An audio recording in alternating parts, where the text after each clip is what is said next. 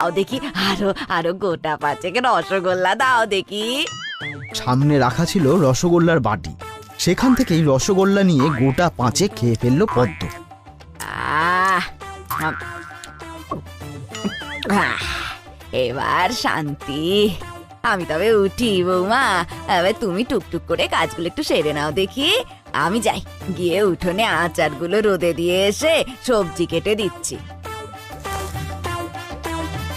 পদ্ম বেরিয়ে যায়। পলাশ তার মাকে বলে, মা, এই বয়সে ঠাকুমার এমন খাওয়া দাওয়া কিন্তু শরীরের পক্ষে একদম ঠিক না। এভাবেই খেতে থাকলে কিন্তু শরীর খারাপ করবে। কি বলি বল দেখি তোর ঠাকুমাকে? খেতে এত ভালোবাসে যে সেভাবে বারণও করতে পারছি না। আজকেই তো প্রায় জোর করে লুচি করতে বললো আমাকে। যা রে যা।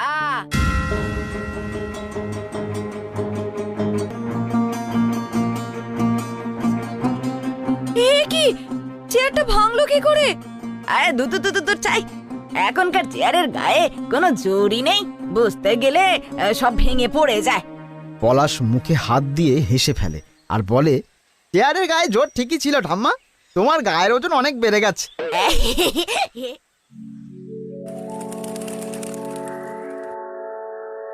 আহা, গরম গরম ভাত, সাথে পাঁঠার মাংস, করবো একেবারে চেটে পুটে সাপ।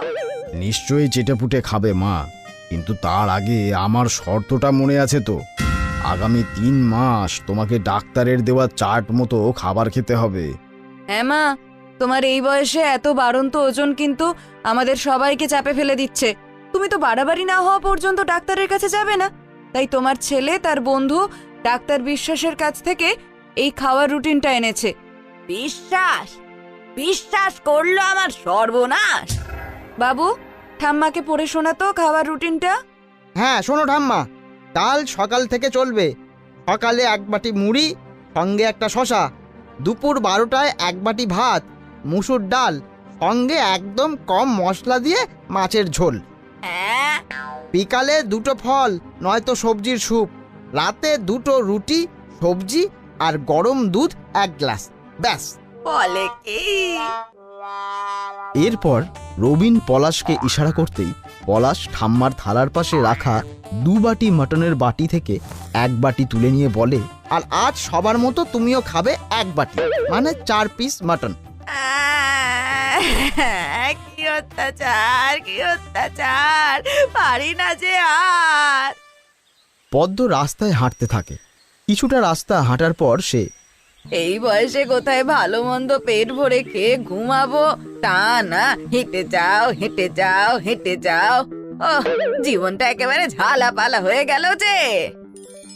তখনই সে দেখে সামনে কচুরির দোকান এবং সে বলে,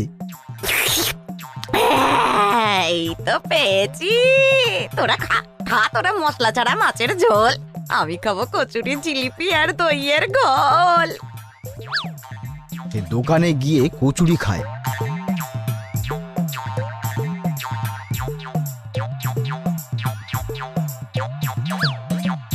পাশের দোকান থেকে ঘোল খায়। তারপর টাকা দিয়ে আবার হাঁটতে হাঁটতে বাড়ি চলে আসে। রিয়া পদ্মর ঘরে চা নিয়ে যায়। এই নাও মা, তুমি বলেছিলে একটু চা খাবে, তোমার চা আর বিস্কিট। না না বৌমা, এখন চা খেলে হবে নাকি, আমি এখন হাঁটতে যাব। পলাশ এসে বলে, সে কি ঠাম্মা, সকালের মতো সন্ধ্যেতেও হাঁটতে বেরোবে তুমি? হ্যাঁ রে দাদু ভাই, তোরা আমার জন্য এত ভাবিস, আমি না হয় একটু হাঁটলামই, এতে এমন আর কি। আমি আসি তবে, হাঁটা শুরু করি। হ্যাঁ, চলে আসবো, তাড়াতাড়ি চলে আসবো, চিন্তা করো না। এই বলে পদ্ম বেরিয়ে যায়। মা, আমিও তবে আসি, বিট্টুদের বাড়ি থেকে আমার হিস্ট্রি নোটটা নিয়ে আসি।